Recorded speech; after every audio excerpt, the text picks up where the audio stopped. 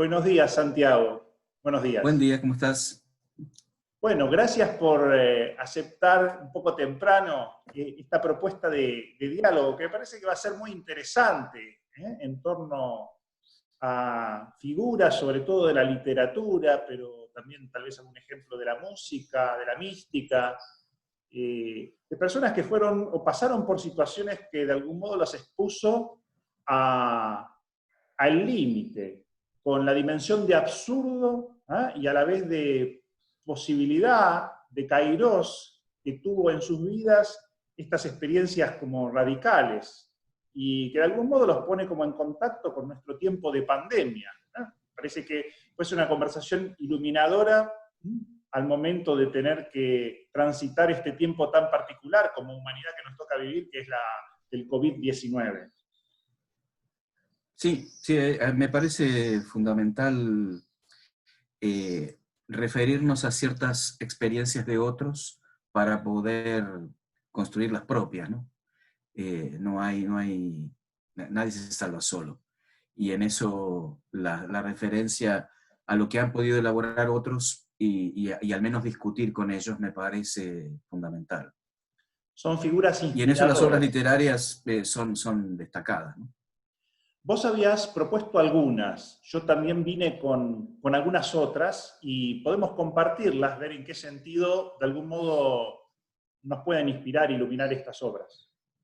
Sí, sí, yo te decía que no alcanzo a pensar que uno pueda esperar en la constitución de un mundo racional para ver en eso la oportunidad salvadora, ¿no?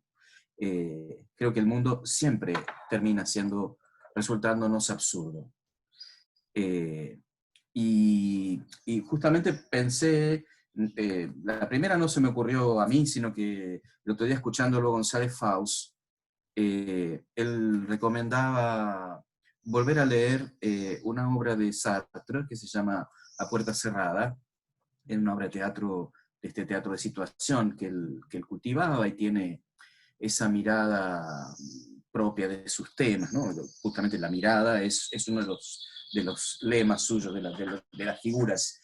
Y A Puerta Cerrada es una figura del infierno, pero del infierno que es la vida, ¿no? Eh, Son tres personajes que terminan encerrados en una pieza. Eh, Uno es un desertor, las otras dos son mujeres, una es una filicida y la otra es una lesbiana. Eh, bueno, no vamos a comentar toda la obra porque no terminamos más, pero sí lo que se destaca allí es esta cuestión de estos proyectos de vida que son fallidos porque no tienen un criterio para poder decidir qué es lo mejor. Las situaciones de la vida los han puesto en la necesidad de decidir y no saben si lo que han decidido está bien o está mal, es lo mejor o no es lo mejor. Y a la hora de encontrarse entre ellos y discutir nuevamente sin ningún criterio, eh, el terror de cada uno de ellos es terminar siendo reducido a una cosa por la mirada del otro, que los encasilla en una determinada posición, en un determinado rol. El desertor es desertor y será desertor para siempre y no es nada más que eso. Y así cada uno de ellos queda como fijado en una decisión sin tener ningún otro matiz, ¿no? Eh, y yo relacionaba esto con una encuesta, un trabajo de investigación, más bien que una encuesta, que realizó la UBA hace poco, comparando en un grupo de personas de acá de la ciudad de Buenos Aires, un grupo de algo así como 3.000 personas, qué le pasaba en la segunda semana y qué le pasaba en la novena semana del aislamiento. Y lo que se puede notar es que en el periodo el consumo de alcohol, la automedicación y la recurrencia a un psicólogo han aumentado en un 3%. Y que el 70% de las personas dicen estar mal, sentirse mal.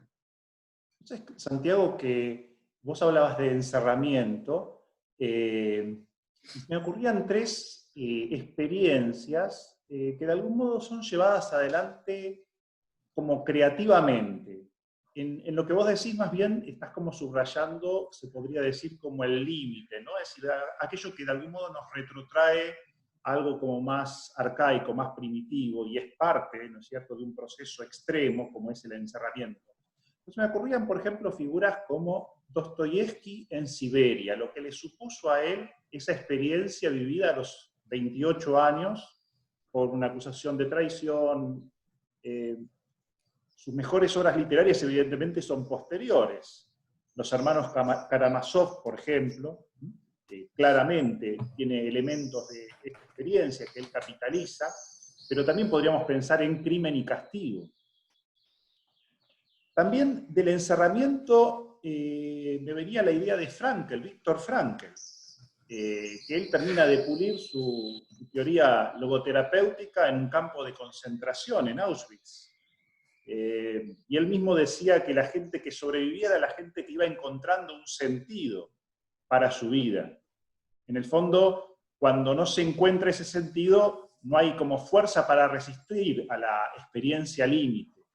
Y en este sentido, después esto fue muy fecundo. Por supuesto, queda el absurdo del campo, no es que elimina lo anterior, son las dos cosas en simultáneo. Nadie le quita esos años vividos en situación extrema.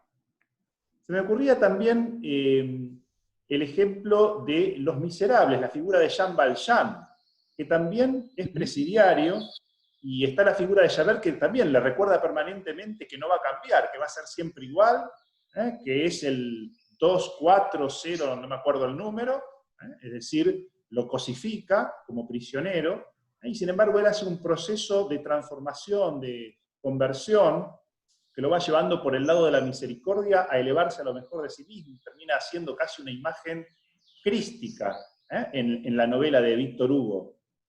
Y otra experiencia de prisión, que es posiblemente una de las más interesantes dentro de este espacio de diálogo que también incluye la fe y la mística, que es Juan de la Cruz, el Cántico Espiritual, que él hizo o fue madurando de memoria, porque no tenía con qué escribir cuando estuvo preso en Toledo.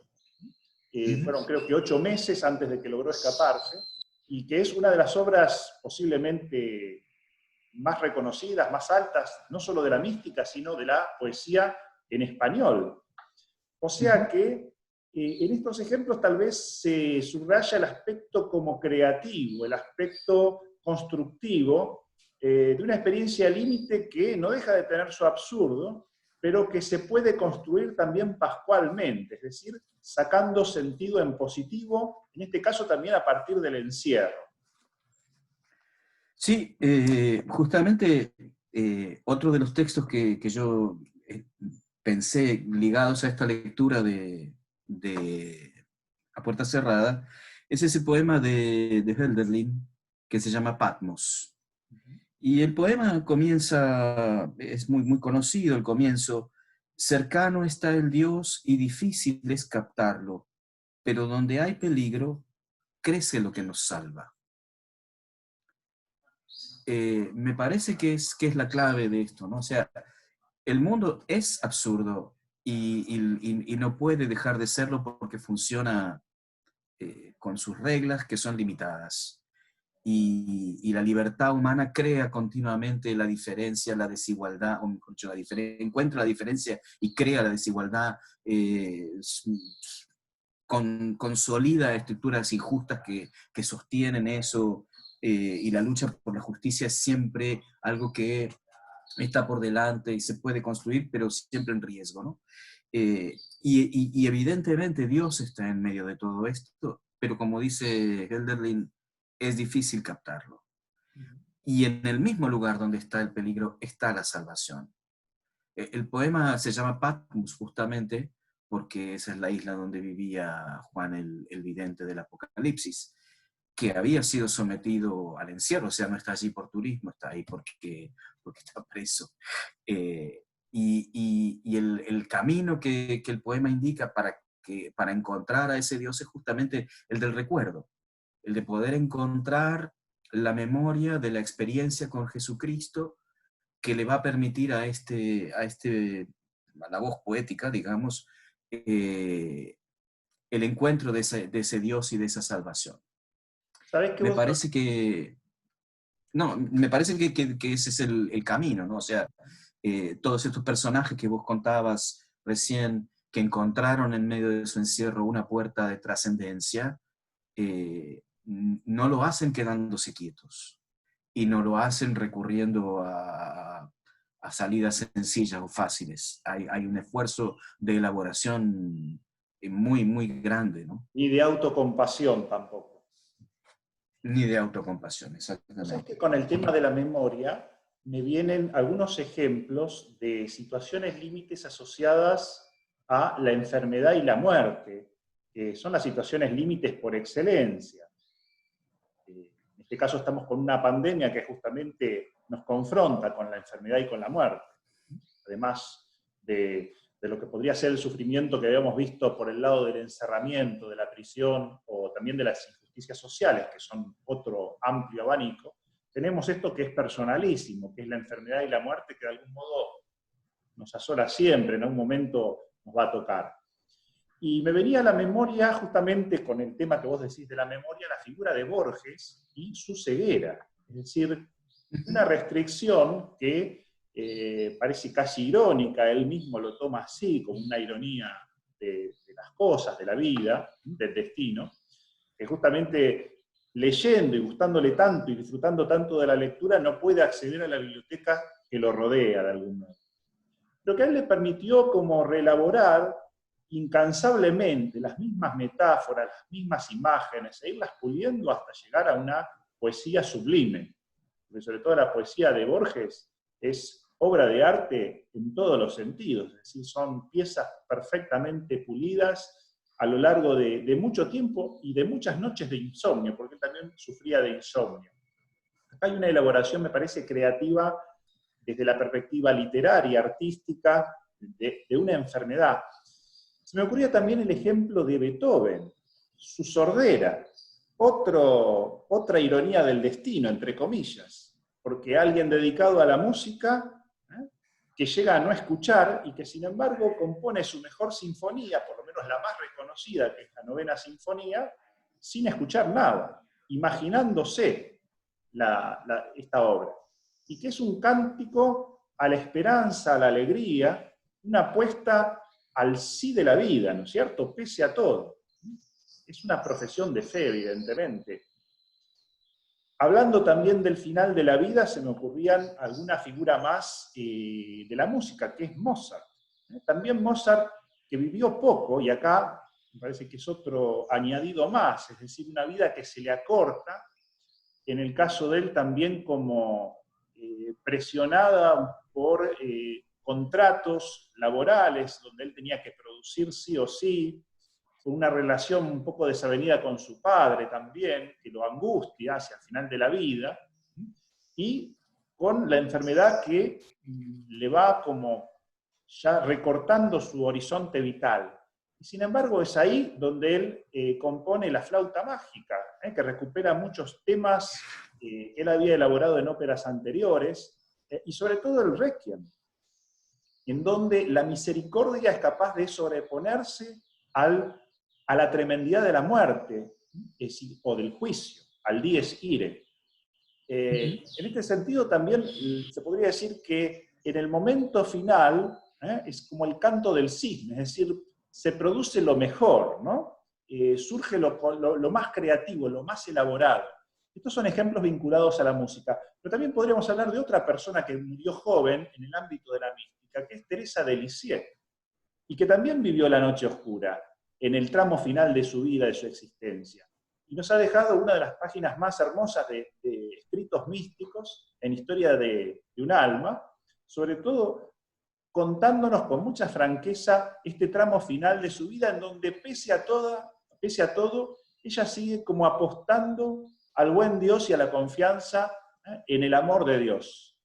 Y que me parece que en este sentido es como el ejemplo como más expresivo, más elocuente de apuesta al sentido y apuesta a la positividad de la vida y al amor y a lo eterno en medio de la angustia y del aparente absurdo, en este caso de la noche oscura.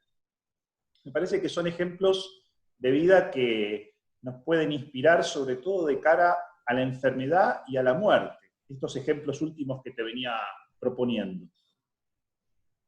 Sí, yo te decía cuando pensábamos en este espacio que el tipo de fe que me parece importante ayudar a cultivar en este tiempo es la fe de Job, que justamente es la fe de quien ha perdido todo, de quien está enfermo y los amigos que lo rodean, más que ayudarlo, lo tiran Lo al hunden un medio, ¿no? poco, sí. Este, y me parece que justamente en el largo diálogo de Job con esos supuestos amigos, él hace una serie de descubrimientos que son los que le permiten anclar una fe distinta, ¿no?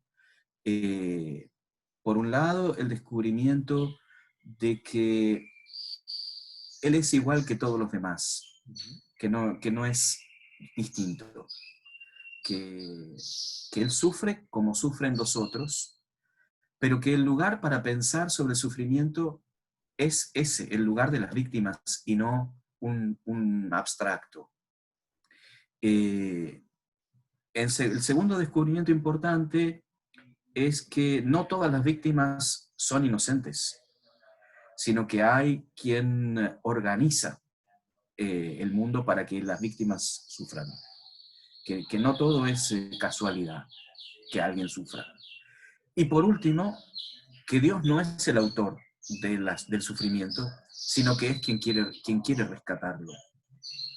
Me parece que estos tres descubrimientos que él va haciendo a lo largo del libro le permiten fundar una fe que no entiende porque él confiesa que se calla porque habló sin saber, pero que no se disuelve en el no entender. Creo que la fe que necesitamos en estos tiempos, que son todos los tiempos, los que son absurdos y de salvación a la vez, es una fe que no pretende ahorrarnos la angustia con una fantasía acerca de que hay, no sé, un estado de cosas mejor que va a venir mágicamente descolgado de algún sitio, que nos permite vivir en medio de la angustia, del dolor, de la enfermedad, del sufrimiento, etcétera, con la puerta abierta a una esperanza que no es fácil, que no es sencilla, que no es una pastillita mágica. Una fe que nos permite vivir en oración sin andar buscando que Dios me dé esto, que me dé aquello, que me dé lo de más allá, sino que de verdad me permita verlo. Eso que pide Job, ¿no? En mi carne yo voy a ver a mi Redentor. Y descubrir que el Redentor es el otro, siempre, ¿no? Eso es un tema muy, muy borgiano. El Salvador en el laberinto es siempre otro. Me parece que eso Viene de es... afuera la salvación, ¿no? Como que Uh-huh, viene activada por algo que viene de afuera, uh-huh. el mismo Dios, ¿no? Y a mí Exacto. yo me preguntaba por qué algunas personas logran activar en sí esta actitud positiva frente a la experiencia límite, a la experiencia del absurdo, y otras personas tal vez no. Ahí yo creo que está el misterio de la propia libertad, ¿no? Porque en el fondo es como una actitud. Todos vivimos lo mismo, pero nuestra actitud puede ser diferente. Es decir, podemos ver el medio vaso lleno o el medio vaso vacío en una determinada situación. Sí, hay de Sábato tiene Signo de sobre Beso interrogación, Tumbas ¿no? un trazo que a mí siempre me gusta mucho, recordar que es ese de la gente que en Buenos Aires se divide en optimistas y pesimistas por cosas mínimas, como sea que está nublado, como ahora. Y entonces hay la mitad que dice que va a llover y la mitad que dice que no va a llover, y somos irreconciliables en eso. Hay esta base, si se quiere, caracterológica de pesimistas y optimistas, pero me parece que hay algo más, ¿no? Sobre todo hay la pertenencia a una comunidad que te sostiene en la esperanza. Me parece que la tónica cultural en la que nosotros vivimos es la de un individualismo tan enorme, que nos va quitando toda referencia y nos deja solos en el pensar abstractamente las cosas, El aislamiento o como que lleva relacionadas más, solo con nosotros. el aislamiento como que lleva más o inclina más al pesimismo, y la vinculación más bien nutre una actitud como más optimista, y eso podría ser una muy buena clave, evidentemente, ¿no? De por qué Yo a creo que veces sí. nos aislamos en nuestros problemas y entonces nos angustiamos, o por qué cuando tal vez nos vinculamos y nos abrimos, incluso en alternativas creativas, ¿no es cierto?, pero que apuestan a un sentido o a entretejer un sentido, evidentemente pueden surgir la esperanza. Sí. Me parece que esa es una clave, y la otra clave es poder escuchar a otros, ¿no? Esto que le pasa a Job, de descubrir que hay otros que sufren, que no es él solo. A mí el otro texto que ponía yo en relación con lo de la puerta cerrada es la otra obra de teatro esta de Beckett, Esperando a Godot. Es teatro absurdo, tampoco cabe ahora ponernos a comentar todo, pero hay hacia el final de la obra hay un discurso más o menos largo de uno de los personajes que se llama Vladimir. Hay otro personaje que se ha caído y está necesitado y grita pidiendo auxilio. Y Vladimir hace una reflexión muy grande, muy para lo que es el personaje grande, acerca de la necesidad de actuar, porque no siempre somos necesarios y no siempre escuchamos el grito de auxilio y no siempre somos requeridos para actuar en términos personales. Y nosotros somos los únicos que estamos acá, y la humanidad se encarna en nosotros. Los animales, cuando escuchan un grito de auxilio de su semejante, van a socorrerlo inmediatamente. Nosotros tenemos que hacer lo mismo. No puede ser que no reaccionemos, pero no hacen nada. Y el justificativo para no hacer nada es: nosotros sabemos cuál es nuestra misión en la vida: esperar a Godot. Y durante toda la obra ellos no se mueven, no hacen nada, solo esperan. Adiós, Y me parece que ese es el mazo otro tema, dando, ¿no? O sea, evidentemente, ¿no? Ponerse en exacto, o camino es sea, una alternativa, ¿no? Es decir, cuando las cosas no surgen, hay que empezar a moverse un poco, tratar de intentar algunos movimientos, ¿no? Incluso físicos, salir a caminar, ¿no? Ahora no podemos, pero iniciar o tratar de iniciar cosas evidentemente va activando un sentido como más positivo de las cosas, ¿no? Mientras que la pasividad absoluta lleva a eso, es decir, bueno, si no hacemos nada tampoco, o no modificamos nada, nada va a cambiar. Te agradezco mucho. y sobre todo cuando podemos escuchar el grito de necesidad de otros, ¿no? O Te sea, agradezco no, mucho no es solo esperar. este espacio de diálogo que no lo queremos estirar mucho porque si se hace largo ya después nadie mira nada. Y me parece que tuvo una riqueza grande. La idea es que sea como un espacio de diálogo que de algún modo deseemos volverlo a ver y a escuchar, ¿no? Es decir, como que nos deje como no solamente la idea de que fue algo que pasó y punto, sino como algo a lo que podemos volver, porque ahí hubo como miga, hubo como riqueza, una cierta densidad, una cierta elocuencia que nos dio que pensar. Te agradezco mucho este diálogo, y bueno, tal vez haya otro diálogo futuro. Muchas Muchas gracias gracias. a vos. Muchas gracias. Que estés muy bien. Gracias.